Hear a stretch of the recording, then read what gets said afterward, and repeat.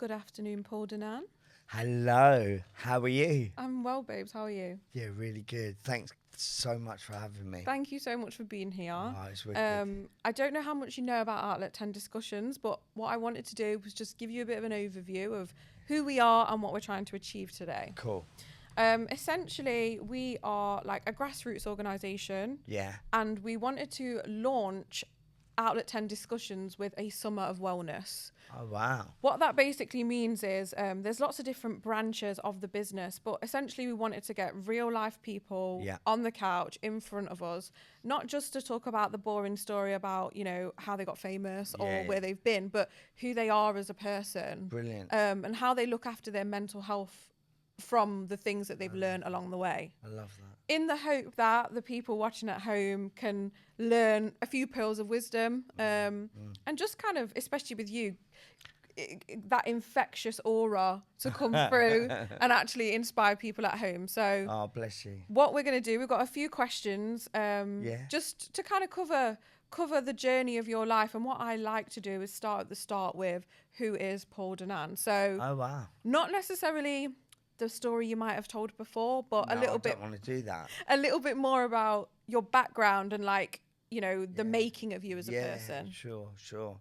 Because it's funny because I love Gabor Mate and he talks about tuning, and we don't deal with tuning enough, and what that means is when we're children, whoever we're with all the time, we're being tuned.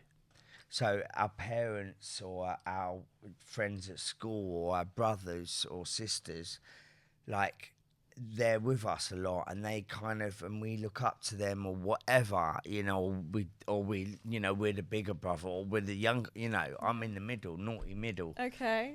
So that already explains everything. Yeah, exactly. So like I was like all like lovely and caring to my little brother, and my older brother would, you know, we'd kick the shit out of each other. So I'd swear. You can. We'd fight, you know, because we were like going to martial arts. We were going, you know, doing all these different sports and things like that. And we just were closer in age and stuff. But I loved him as well about what he taught me, like music. And like every morning we'd get up for school and like it'd be the same tune, but I'd be like, I really like this, but it's really heavy rock. Do I like heavy rock? Am I being tuned that way? Yeah. And actually, you know, years later, I love rock music. Like, and I love all like what I got taught. And I suppose it's like they don't even know they're doing it, and we don't even know we're doing it, but we are affecting our people that our blood, you know, that are our family. It only starts to make sense later on in life when you do that reflection, doesn't it? Yeah, it really does, exactly. And it comes back sometimes when you don't even, like, you know, you're like, oh, I know where that's from. Yeah. That's because my mum, you know. It's always my mum, actually. So talk to us about your parents. So from the little research I've done, your ethnicity or your background is Moroccan Jewish? Yeah, well, French Moroccan. Okay. So mainly French. Okay. My dad was born in Morocco and in Fez, and funnily enough, like my great grandfather, like we have a museum. He was the chief rabbi of Morocco. Wow. So like, yeah, he was unbelievable, and we're related to this prophet, and his name is the Rambam, right? Rambam, the Rambam, and he was a lawyer, a psychiatrist or something, like a doctor, and all these other things. But he was also a bit of a, you know, like a bit cheeky, a bit whatever. He did what he did to get things, you know. And we're talking like hundreds of years ago. But to be related to him is the most incredible thing. So when I see a rabbi and they know they literally bow down to me. Mad. And I'm like, what are you doing? I got invited to like this Friday night dinner with this rabbi. He lives in Golders Green, and the whole evening and the whole dining table was focused on you. In honor of me. Wow. Dad, like, he's not very religious or anything like that. He's just cool. He came over here, like, he was in the Foreign Legion. He couldn't speak English. He met my mum through my uncle, and they got on. My mum's from, like, East End, from Clapton. And like, she learned French, and they got together, and boom, and it's mad, and they're still together now, like 50 years later, and they're more in love now than they ever were. Honestly, they're like such a team, and for me, it makes me think I really want that, and I still haven't found it. Well, we're all on a journey of discovery, aren't we? But I feel like, that culture clash almost, in terms of your beginnings, is the perfect, like, catalyst to your personality. Yeah, like and no one knows any of that stuff. Like, wow. It's the first time I've ever spoken about it, and I feel like embarrassed that I can't give you much information. But like, you could Google it and you'll see. That's it. You open Pandora's box, though. Then yeah, and you give the viewers an insight. That's it. Who you are. Yeah, and I went to the Dunan synagogue and I asked them there. I said, if I found someone, could I get married here? Because no one, like, it's not a place for people to get married. Yeah. And he went, because you're a Dunan, you can.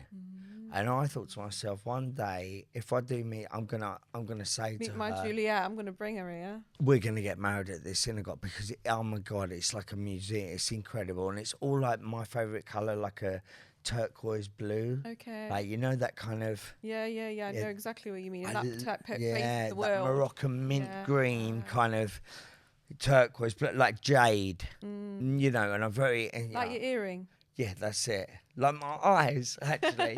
But I'm wearing my shades today because I thought I'd be a bit of a rock star. I hope you don't mind. I don't mind at all, but I think that's a really nice segue into being a rock star. So you mentioned that you've got 2 brothers. Is there just the 3 of you and all boys? Yeah. Okay, so when you were growing up and obviously finding your identity, how was that influenced by home? Well, that was the thing. I didn't know, like, who I was, and I'm only just kind of getting there. But it was my mum, and her dad was living with us. My grandpa, and who was the most amazing man in the world, Grandpa Ben, and basically it was 5 books. So it was my mum, my dad, my 2 brothers, and my grandfather. So and she had to be so strong to handle 5 blokes, five boys, and oh my God, she is. Wow. She's just like incredible. They don't make women like that anymore. No, honestly, I don't know how she does it. I don't. And she is the boss. Like, we're all scared. Like, when I just saw her, I was so frightened to see her. Mum, I'm sorry. I know I'm late. I don't, like, please, just don't even talk to me, Yeah. Get in the car. Show some respect. He's been waiting 20 minutes. Yeah. All right. So she was kind of like that grounding force for you. She was. She taught me a lot. She's brought me up, but she wants me to live the way she wants me to live. Okay. And the problem with that is, and I don't like talking, because I shouldn't really talk about, but I'm not saying, I'd never say a bad word about my family. I love them dearly, but I think I'm realising that I have to stand up for myself and say, like, you might want me to live this way and do these things, and they're probably right, because look, mums are always right. It's true. But please let me find out myself, and let me do it myself, and actually give me some credit, and realise that I do know what I want and what I want to do, but I've got you also in my head telling me what to do, and I'm like, part of the reason of having this podcast is, like, you've lived such a full life that the reason why you've learned what you've learned is only through experiencing those things. You can't do a theory test on life. Do you know what I mean? You have to just kind of live it. You do. And the people you meet, I believe that God comes through people, and like, you get messages and you meet people for a reason. Yeah. And like, I'm not religious or whatever, but I believe in God, and I believe that I've been saved a lot of times for a reason, and I believe I meet people for a reason because they've got a message for me. Yeah. You know, I think that's really powerful. So were you a naturally like flamboyant, artistic child? How did that desire? It was probably because of Wham. Okay, yeah. Adamant, which I don't know if you'd even know, Duran, but mainly, and I'm sure you've heard this a million times, MJ. It was Michael Jackson, man. He just did it for me. It was just like, yes, I want to dance, I want to sing, I want to act, I want to perform, and I want thousands of people cheering, you know, and it's like, I'd never seen anything like it. Yeah. You know, when I went to like the Dangerous concert, and I got there like about a day before to just camp with a black bin bag over me just to keep me warm. I'm like, I don't know what, 13 years old with my mate Lee, and we bunked school and we went there, and we're at Wembley Stadium because we wanted to get right at the front by the bar. Yeah. Like Get pressed right up on that bar. over that bar, and Michael there. Michael, we love because you run on the pitch, and they try and slow you down, but you're running to get your position. And like literally, we've been there 24 hours before to be in that queue, and I did, and I stayed on that bar the whole time, and he couldn't handle it. And I had some Italian woman just elbowing me the whole time, and I was like, "Come on, it's Michael." But people go, "Make it Michael," you know, like screaming if he moved, if he did anything. So Michael Jackson was what sparked that fire inside of you. Absolutely, and I just thought, wow, what talent, like this is amazing. And but I think also I had this little black and white TV. It was like a portable kind of thing with a radio and a little screen, like tiny. And it was the best thing I ever had, because every night I just have it on my lap in bed, and it was the only way I could go to sleep with the TV on. And I used to, and it'd be like really fuzzy and whatever. I didn't care. I'd watch these sitcoms and I'd watch these programs, and I just think, I didn't even think that's what I want to do, but subconsciously I must have. You were being tuned.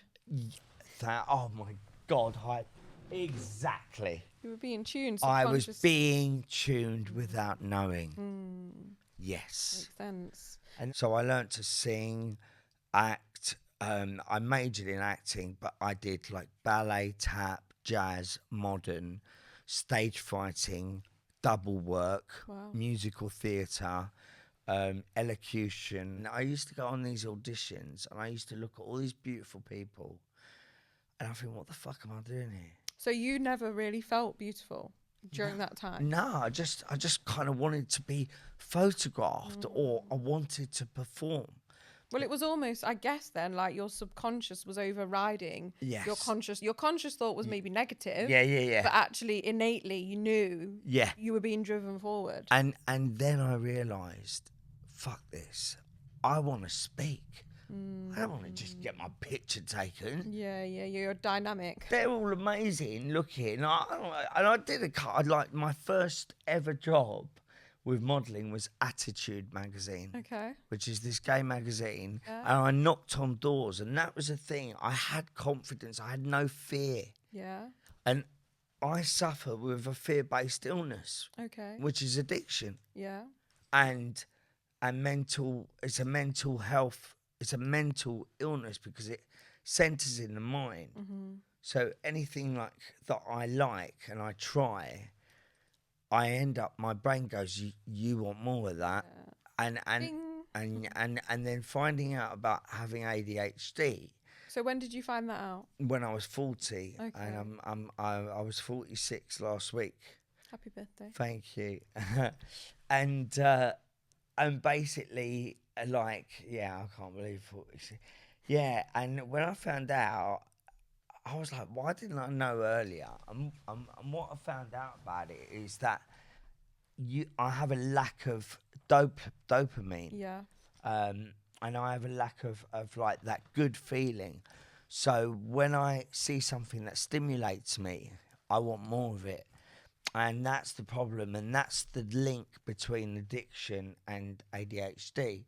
So if you can sort out your mental health illness, like depression or anxiety or ADHD, natural sources of dopamine, then you don't need to go into. And that's what I want to do is try and help people catch it early, so they don't have to like drink a beer or smoke a joint just to be all right. Yeah. Because they feel low, because they have less dopamine, they have less good chemical. So talking about catching it early, what is your first... No, I didn't, did I? I was 40. But this is what I mean, Yeah. in terms of what was your first addiction? Because addiction isn't just drugs and alcohol. Oh, no, of course not. You know, so in terms of if you had to reflect on your life, what was the first thing you were addicted to? I was addicted to clothes.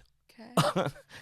Yeah. You're very well dressed. When you came in, I was complimenting you, wasn't I? This is Chippy, right? And it's from I don't know if people even know Chippy and Chevignon and Naf and things like that. Back in the day were really big. Okay. And like if you had like a Chippy jeans or whatever, and I found this on Depop, man, and I was like, it's also blue, like, and I was like, oh my God, like, you know, and I've been buying like stuff like that. But when I was younger, you know, I don't know, I was into like Lacoste and stuff like that. And I just saw someone with some socks and it had like the crocodile. Yeah. And I was like, they're bad. Oh my God, I need them. And I don't know why, you know. And so that was your first like surge. Yeah, and I've never, honestly, that crocodile just did it. And I was like, right, that's it.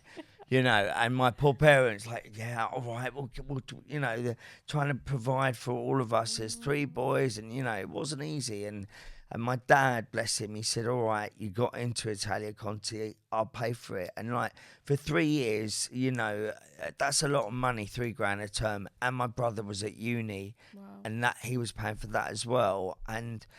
And he worked his arse off, and like, as I said, like, he was just a Frenchman that didn't speak English, came over here, met my mum, and he like bought a fridge, sold it, and then bought another fridge, and he got into like engineering and refrigeration and air conditioning, and all catering equipment for like restaurants and hotels and stuff like that. And he's done so well. Oh God. And he's got like this Essex French accent.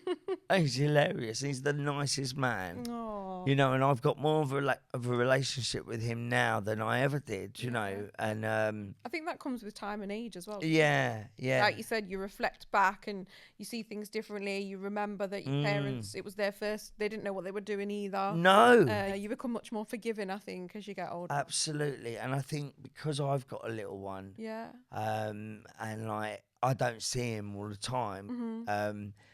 It's it's like they've got a new child. Yeah. Honestly, it's like they are his parents. Aww. But I love that, but I also am upset about it because I feel like I wish I could do more. And like, when you're an actor, man, you don't know when work's gonna come, and when you've got ADHD and that scarcity again, it's probably triggering like that dope. When's the next dopamine gonna come? That's it. And he's got it, definitely. Okay. I can just see it because, you know, like, you know, if he wants to play a game or like whatever, and you have to find healthy things that stimulate you. So I've got back into tennis, and I used to do it when I was a kid, and now it's the one thing that when I'm playing, I don't think about my bills.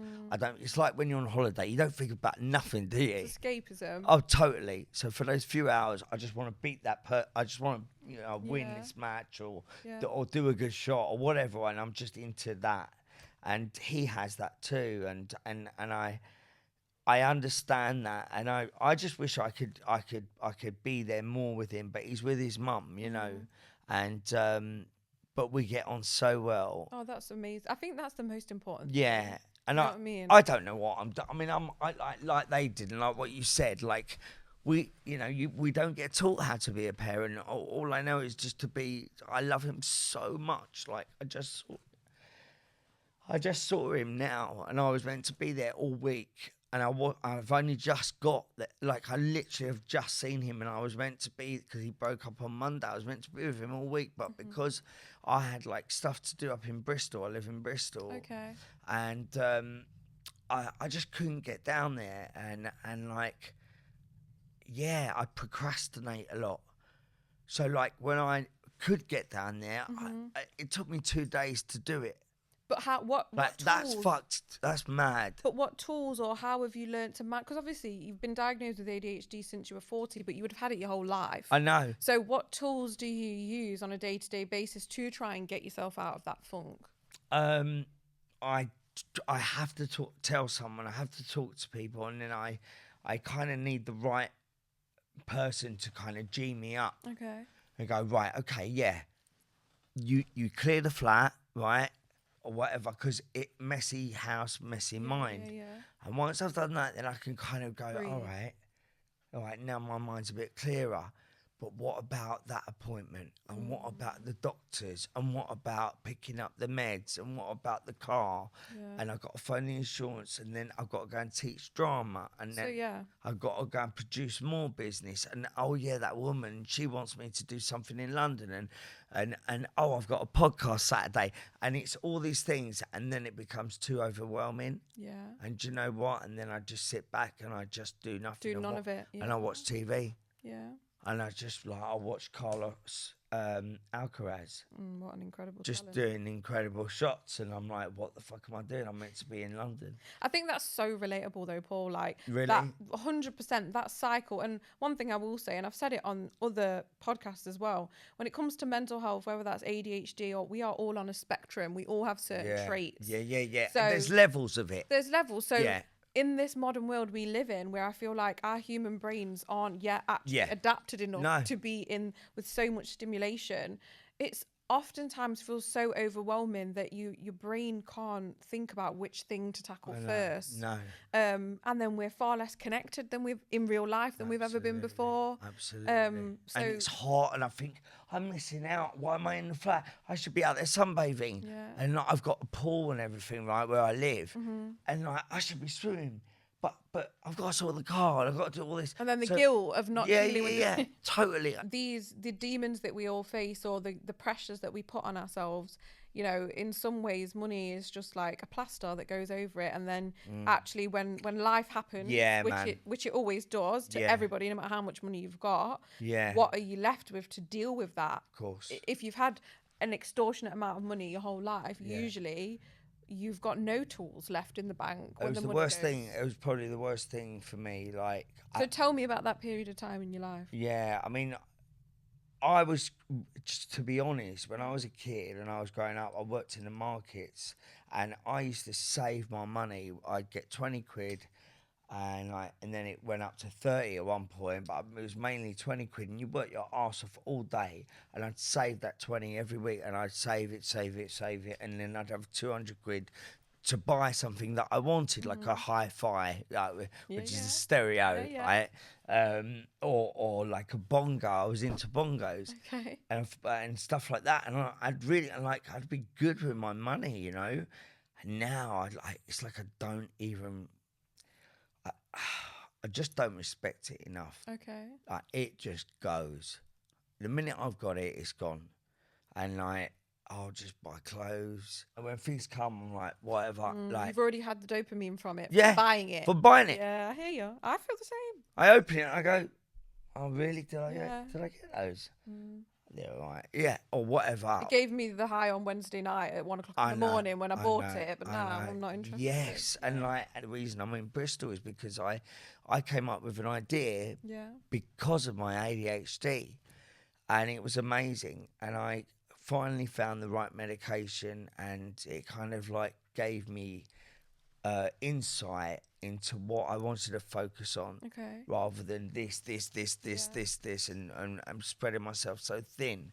And I thought, I love acting, right? But I don't get jobs every day, right? So what do I want to do? I want to act, but I also like being with people that can relate to me. What if I teach them a bit of acting? Because it makes me feel good, and it's good. It's a healthy escape. Yeah. And it's a good source of dopamine. Yeah. And honestly, these guys, they'll come in and they're like, well, we'll do like a check-in, and each person will say how they're feeling and what's been going on for them, and I'll spend time with them, and I really understand like you're doing with me, and you like you're really empathetic, you really understand stuff, and I've been really like I'm just really open and really honest, like it is what it is, and they'll tell me stuff, and I'll gauge where they're at. So I know not to do certain things maybe that might trigger or whatever. So it's just, And that was one of my questions, I'll be honest, Paul. Like, you setting up this... What's the academy called? So it's called MAD. Okay. Morning After Drama. Amazing. Yeah, so because we're all a bit mad. Yeah. And Morning After Drama, morningafterdrama.com. But Morning After Drama's basically got invented when I was at a rehab. Okay. And I went there mainly because the ADHD was going crazy. It was getting out of control, and it just ended up making me do so much fucking like just drugs and shit. And buying. I mean, my shopping was out of control, and I just thought, how am I going to like ever get a girlfriend and be with someone when I'm just like doing all this crazy shit, and I'm not on the right meds, and so I asked if I could, this place, if I could go there, and it was in the Cotswolds. So I was there at that rehab, and I stayed there for 3 months, and this yoga teacher said to me, look, Paul, what do you want to do, man? Yeah, what's next? Like you're doing really well, but you can't stay here forever. Yeah. And I could have, because I had routine. Yeah. And I do brilliant with routine, but when I'm on my own, it goes out the window. Yeah. And because I'm up late, and then like I don't like missing the day or missing half the day. Like the morning is amazing. Yeah, I feel like that. It's so beautiful, the morning, when you really appreciate how much you could get done. Yeah. In just the morning. Before people have even woken up. Yeah. You can get most of the stuff done. I know. And then you're like, oh, my head's clearer, Oh, by some miracle, I feel better about myself today. Because I paid that bill. I did this. I cleaned up. And now, Yeah. And it's like shit like that I know I've got to do and tell myself. And I've got so many people that try and help me. So that was it. I moved to a dry house. Okay. This place that like basically like alcoholics and eating disorder people or people with problems with drugs or community. Yeah. But I mean, it's only four rooms, but it was the one place that allowed you to work. Okay. Because most of the dry houses don't let you. Really? Yeah, they want you to just like go to meetings every day and just hang out and drink coffee. Which is hard for the reintegration even, do you know what I mean, to normal life. Like, I ain't going to just drink coffee every day and go to a meeting. Like, that's not why I got well. Yeah. I got well to have a life and to start my career again or whatever. Yeah. And be able to look after my child. And anyway, basically I said to her, like, I love acting, blah blah blah. I think I want to teach, but I want to teach adults. And she said, okay. I said, but I think I want to teach adults with like mental health problems. So is that the unique USP of MAD then? Like, is it just really targeting people who've got mental health issues? Oh, that's it. Yeah. Wow. So, but you wouldn't realise how many. And I don't like, listen, if someone's just a bit nervous or just needs a bit of confidence, of course they can come. Yeah. Like, it's for everyone. You know what I mean? Everyone feels like that sometimes. And so you don't have to like show me that you've got diagnosis. Yeah, exactly. Yeah. I have got depression, I swear. I'll take the tablet now in front of me. Exactly. Everyone's looking for a label. I don't know. I'm not sure. You're not depressed enough. Yeah, I don't think. I go out there and do some more research, please. So yeah, and basically, like the people I get are wicked. And they're lovely, and some of them are from the street, some are from prison, some are from, good homes, some are from council. So it's just a mixed bag, man, because addiction doesn't discriminate, right? It could be anyone. I was in rehab with lawyers, with police, with bloody, postmen, like all different, man. Like, and it's crazy because we're all there for the same reason, because we couldn't handle life. And the only way we dealt with it was to numb it because of the feelings we had now, whether that was trauma or whether that was just ADHD, who fucking knows? Yeah. But we got in that scene and we carried on, and everyone stopped and got married and had kids. Yeah. And I'm like, still raving. Yeah. Like, and you know, and I don't want to. Like, I don't want to do that. Like, I really don't anymore. Like, I've done that. I've worn the shit out of that. Yeah.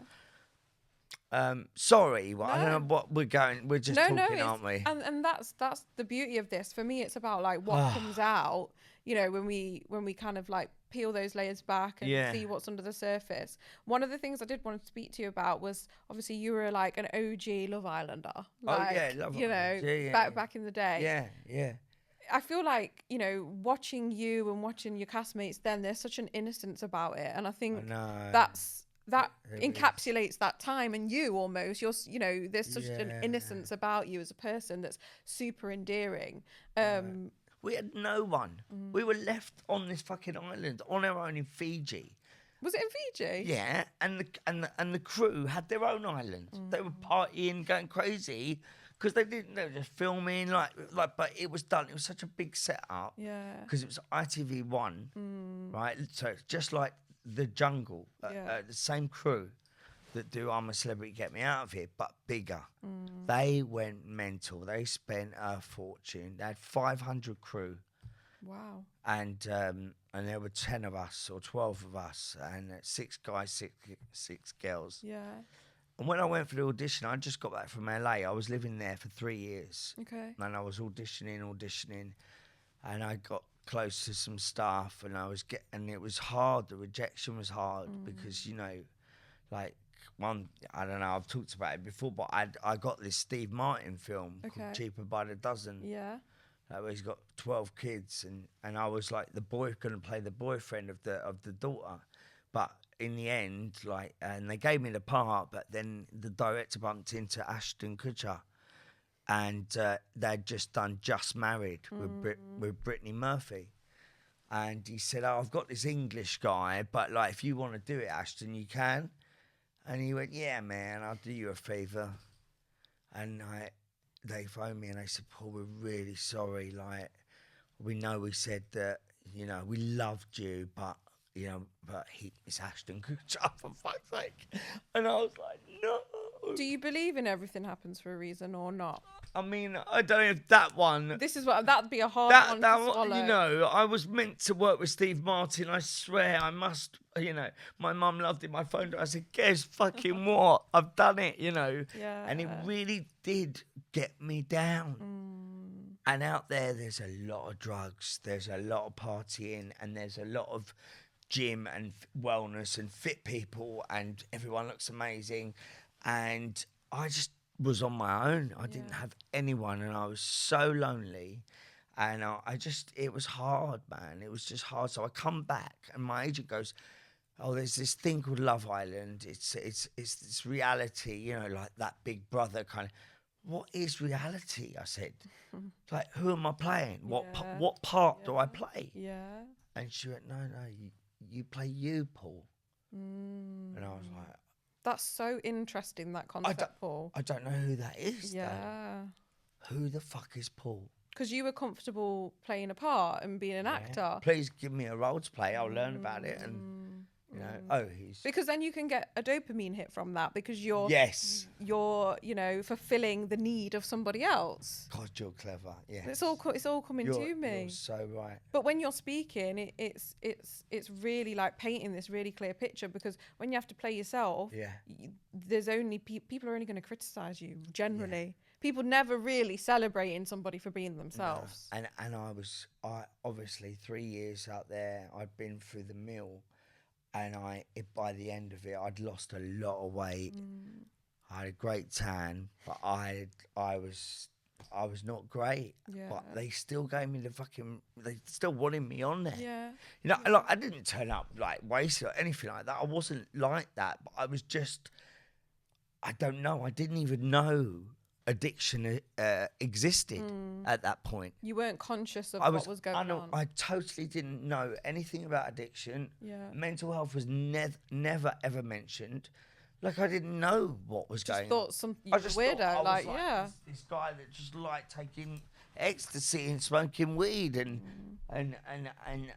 like, you know, going out and doing a bit of coke, drinking a bit of beer and like just doing it regularly. And then when I felt bad, that made me feel good. Yeah. And that's kind of like how I lived. Yeah. And then like I realised that actually, because you go there for 6-7 weeks, you ain't gonna have any of that.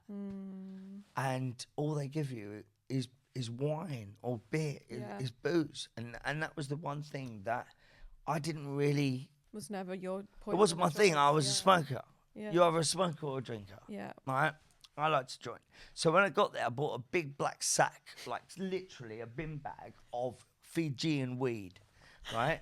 I fuck knows why the person that was looking after me let me. Yeah. But he you know what it's like? It's like, it was a blind. You're the artist. Yeah. The artist can do what the fuck they want. Yeah. I've just got off a plane after 2 days of flying. I need a joint. He's like, all right, we'll sort it. Don't worry. The crew will know someone. Yeah. You know what I mean? And then here's a big sack of fucking... Man, it was just twigs and seeds and... But I didn't give a shit. It got me stoned, you know. So I'm in a hotel for a couple of days before you go in the island, on the island, and suddenly you meet the boys and you're all on... And these jet skis are there and they're like, right, just drive straight there. That's the house. And it was in the middle of the water. Like it was, like Fiji Islands. It was like... And we went, what, you're not coming with? You're not, nah, you won't see us for 8 weeks or something. It. Like, but what it was when you arrived there is cameramen hidden, right, behind black cloths and like mirrors and shit. It sounds like a trip. And and like cameras hidden in palm trees. So you never saw the cameras. Yeah. They were so well hidden, but they were fucking everywhere. I feel in a lot of ways you were at the forefront of it all. Like, yeah, and I feel like in a way, you know, I don't want to say it, but like I was exploited a bit. And the more they saw that I was a bit, you know, whatever, they liked it. They thought it was good TV. Yeah. Yeah. And people could relate. People thought, yeah, I'm like that when I'm pissed. But I was a nightmare. And then, like, by the fourth drink, suddenly, who wants to fight? Yeah. You know what I mean? Yeah. What do you fucking say? You know, from, like, being, yay, to, like, and it was like, oh, my God. So how have you made peace with that journey then? Like, coming full circle? Oh, I never watched any of it. Like, I never would. But in terms of feeling a little bit exploited or, like, the journey you've been on, how have you made peace with that? How was that? Good question. Yeah, I mean, I'm still going through it, to be honest, because, and I know that sounds weird, but, like, a couple of years ago in lockdown, I did Celebrity Coach Trip. And for me, it reminded me of it because it was a voting thing again. Rejection again. It's yeah, that and you know, I'm an actor. All it is rejection. You go to auditions all the time, and it's a yes or a no, and you're like, or you get to the last two and they don't choose you. Rejection. Yeah. Why did I choose that profession? If it's the hardest thing for me to deal with, you know, but it's just. But we have a habit of doing that as humans. Yeah, because we want to challenge us, definitely, and we want to get at. We want to go past the reject and actually get the job. Yeah. And sometimes I did, and I couldn't believe it, and I thought, wow, they do want me. You know, I am wanted. Like, this is wicked, and I had a good time on it, but like, yeah. It was just, that coach trip kind of being voted off, like being friends with people. And then next minute, your name's there because, you know, whatever. And I'm a bit sensitive, do you know what I mean? And I thought, I don't want to do this shit anymore. Yeah. I'm an actor. Yeah. Fuck this reality bullshit. I ain't doing it. So that's it. I will officially say I've quit reality TV. I don't want to know about it because for me, like, like some of it's all right, but when it's voting or when they're telling you who to talk to, who to argue with, who to love, no way. Like back then, it was the real reality. It was. It's unreality now, I guess. Yeah, they left you to do whatever, and they edited 24 hours into 1 hour, and they got the best. Yeah. Because no one was there to, it was natural, it was organic. Yeah. Like today. So in terms of Mad and the future, what have you got in the pipeline? You're saying you've officially quit reality. Well, I mean, I've only just announced that now, and I probably will take, like, if someone offered me 10 grand, of course I'm going to do it. So 100%. I probably haven't quit reality. 100%. But you've checked out, as in you understand that actually, it doesn't help me. Yeah. It's not good for me. Like, it actually is really, like, hard, because you just, like, in the end, like, what do you get? About 8 grand, like, say, whatever, for something that's a couple of weeks. Yeah. Like back then, it was amazing. You getting 50, 100, like, that's crazy money. Yeah. Like now, once you paid your agent and tax, what's the point? Exactly. It leaves you with like this feeling for ages. And the one thing for me, which I'm still getting over, and hopefully, is casting directors in the acting world don't want reality TV people. And when you've made a big splash like I did, suddenly they're not seeing you as an actor anymore. They're not seeing you from Italia Conti, classically trained. Yeah. Right? They're seeing a guy that was pissed on Love Island, right? Shaking all the birds. I think that's really powerful for the viewers to take note of that. Like, shit. Yeah. I'm a fucking actor, man. Like, but they're not. They're like, no. Anyone that watches that film is just going to go, oh, that's him from Love Island. Yeah. No, I did 4 years on a soap opera that was the hardest, most amazing, rewarding job ever, and I worked my arse off on that, and made that character really, really, really special. And Hollyoaks had never asked me back, but I don't mind now. I was upset at first, but actually I got it, because I know that they knew I wasn't, always that great, and maybe they were worried. I don't fucking know the reason. They kept saying, "Oh, there's no storyline," whatever. Yeah. In the end, I stopped really asking, knocking on that caring. door. It's like, listen, that's done. Yeah. But first and foremost, I'm an actor, and I didn't want reality TV to ruin that and bypass that, because that's not fair. So doing Mad, it helps people remind, oh yeah, he's an actor. Yeah. And actually, he really knows his shit. So now I teach, and I tell you what, some of these guys are amazing. Oh. They're such good actors. And like, it's like the guy from what's his name? That kid that they got from This Is England. Yeah. Right, Shane Meadows. He just got him off the street. Yeah. And he said, right, I want the real deal.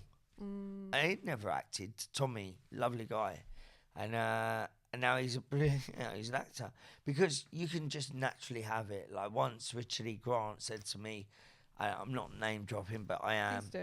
I used to go shooting to this shooting club, the Royal Berkshire. I went shooting for the first time a few weeks ago. Loved it. It's amazing, right? What a thrill. Yeah, it's the best. Clay pigeon shooting. Yeah. Like, no birds or anything. Yeah, clay pigeon. Just clays. And he used to be there, and we used to get on really well. And once he took me out for lunch, and he said, Paul, he said, do you think you can be taught how to act? I said, I don't know, yeah, maybe. He went, no. You've either got it or you haven't. Yeah. To round it off, shut the fuck up now. To round it off. Sorry, mate. He's our sound guy's like, oh my God, he doesn't stop. That makes excellent for somebody like me. It means I have to talk less. But to round it off, for someone who's maybe watching this who is neurodivergent, or, maybe feels they've got slight, addictive traits that are taking over their life a little bit, through the journey that you've been on, what would be the steps to take straight away, the things they could do to make themselves feel better? Yeah, I think it's like connection is the biggest thing. Like being with people, like-minded people, is so powerful. Like when people get you and make you laugh. like hang out with them more. Like, don't be on your own. Do you know what I mean? And like when I'm on my own, I hate it. And when I'm with just even one person that just I get on with, it's so much better. Yeah. I don't. So don't isolate yourself. Yeah, isolate, because that's where the disease wants you, is on your own, isolated. So it can be in your head telling you that you're a cunt. Be in your body. Go in your body and feel there what you really want. Yeah. Don't listen up there. Because you know, I can tell when people are in their head, and I say, go in the body. Like, I do it to my mum sometimes. And like, because someone did it to me, and it really made sense. Because I'm always up there. Yeah, it's busy all the time. And it's like, but actually, no, that's not the right thing to do, Paul. No, that little voice is God for me. I agree. Consciousness, and it's so good meeting you. Oh, honestly, literally, it's been the best time ever. Thank you so much for coming. Thank you so much. So refreshing, I think, to just hear your life summed up through key events. You know, as soon as you started talking, the picture made sense. Yeah. You know what I mean? And I think because your picture, all right, wow, brilliant. As people, you know, if we had the ability to connect and actually ask questions to listen, rather than just to hear, I think it would all be simpler. Yeah, completely. Wow. Well, thank you so much for coming. All right. I wish you all the best. Thank you so much for having me. And we'll keep our eyes tuned for Mad's next big Hollywood star. Oh, well, who knows? Thank you so much. Love, bless.